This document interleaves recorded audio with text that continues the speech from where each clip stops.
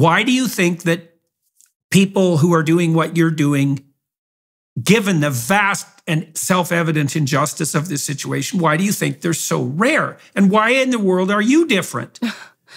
I think they're rare for a couple reasons, and these are some pieces I want to touch on.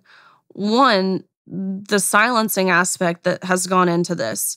I've talked to many of Leah Thomas's teammates at great lengths, one of which only just this week has alerted me she's really ready to use her name behind speaking out. It's taken her a full year to recover from everything. And when I'm talking to her, I'm asking her, why are you so scared? What they went through is nothing short of chilling. I mean, it's truthfully scary to think of the suppression. They were forced to go every week to mandatory LGBTQ education meetings to learn about how just by being cisgender, they were oppressing Leah Thomas. How long per week did they have to attend the Maoist re-education camps? Do you know what? I'm not sure what the time looked like, but they alerted me it was every week. They had to go. Oh, yeah. That's good. Oh, hey, I see. So not only did they get to be defeated unfairly, but they had to go learn about how immoral they were for being annoyed about it. Well, that's exactly, because when they sent an email to their administration expressing, along with their parents on the email, expressing their discomfort in the locker room, their administration responded back with, if you feel uncomfortable seeing male genitalia in your locker room, here are some counseling resources that you should seek. They were told that they are not allowed to take a stance because their school has already taken their stance for them. They were told you will never get a job, you will never get into grad school, you will lose all your friends, you'll lose playing time, you'll lose your scholarship if you speak out. They were told that if you happen to speak out and any harm whatsoever comes toward Leah Thomas's way, whether that be physical harm, emotional harm, whatever that looked like, then they were solely responsible. Which that's a big weight to put on anyone. These girls were emotionally blackmailed.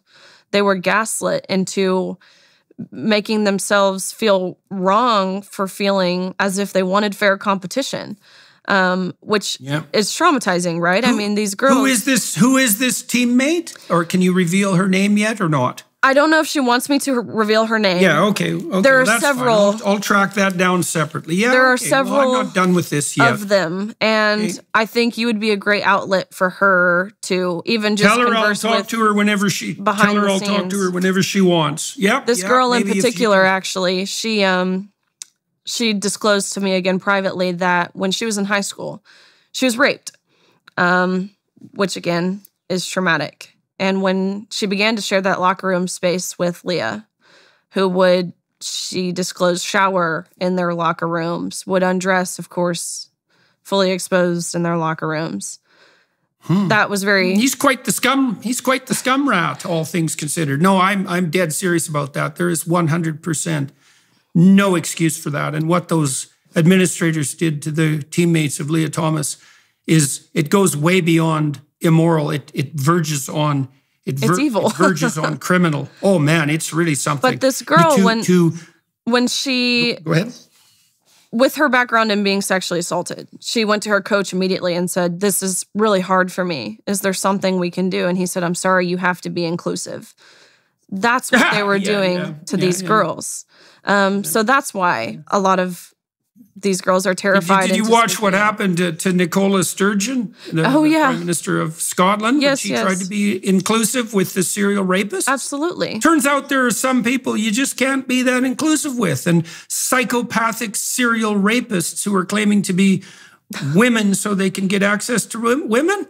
Turns out sharing a locker room with them is probably not in anyone's best interest. It's not kind. Isn't that a shock? No. Yeah. No, it's really quite something. Yeah, so let her know. I'd be happy to talk to her. And if she wants to round up a couple of her teammates, we could do a nice podcast. I would love that. And lay bare everything let's do it, man. We'll lay bare everything the idiot virtue signaling woke administration laid on them when they were doing nothing but trying to defend themselves. Absolutely.